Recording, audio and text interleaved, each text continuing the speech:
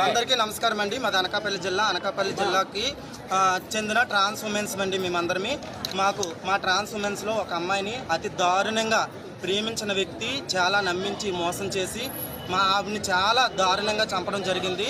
ఇప్పుడు మేమందరమీ కూడా మా కమ్యూనిటీలో ఉన్న పీపుల్స్ అందరమీ కూడా ఈరోజు మేము ఎన్టీఆర్ హాస్పిటల్ దగ్గర మేము ధర్నా చేయడం జరుగుతుంది.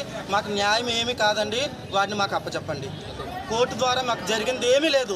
తీసుకెళ్తారు, 3 నెలలు ఉంచుతారు, బాగా పెంచుతారు, బెయిల్ మీద వస్తాడు, కాళ్ళు రగరేసుకొని తిరుగుతాడండి.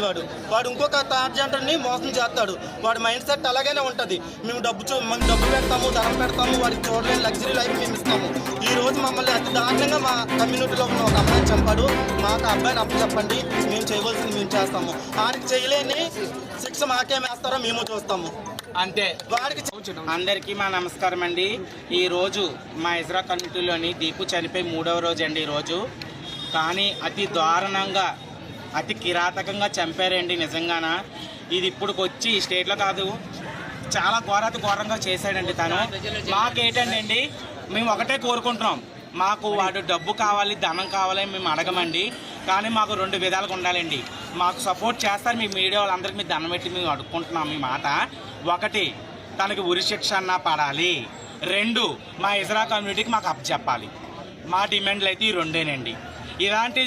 ఇలాంటి సంఘటన ఇండియాలో ఏ ట్రాన్స్జెండర్ కూడా జరగకూడదండి.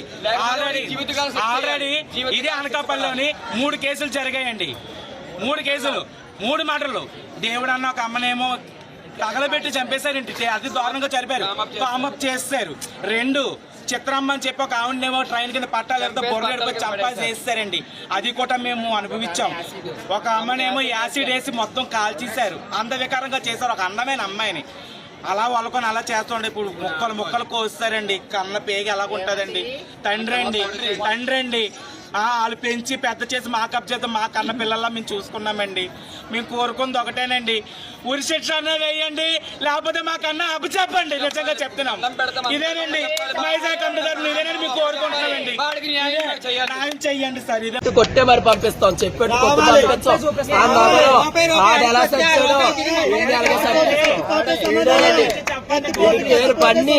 వీడి పేరు బన్నీ, అమ్మాయి టాటూ కూడా ఎంచుకుంది. వీడి కోసం ప్రాణాలు తెగించింది. వీడి కోసం చెప్పులతో పడతామండి.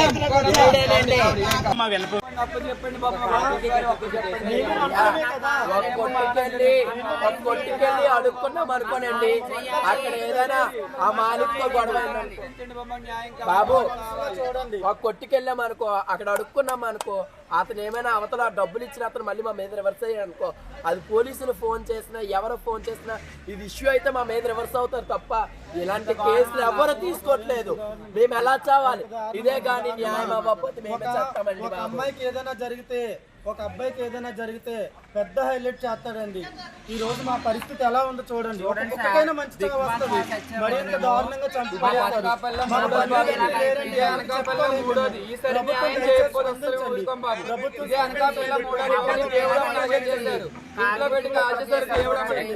చిత్రమ్మని చంపేసి పట్టాలు పడేశారు. ఇది 3ోది బాబు. న్యాయం చేయండి బాబు. 3ోది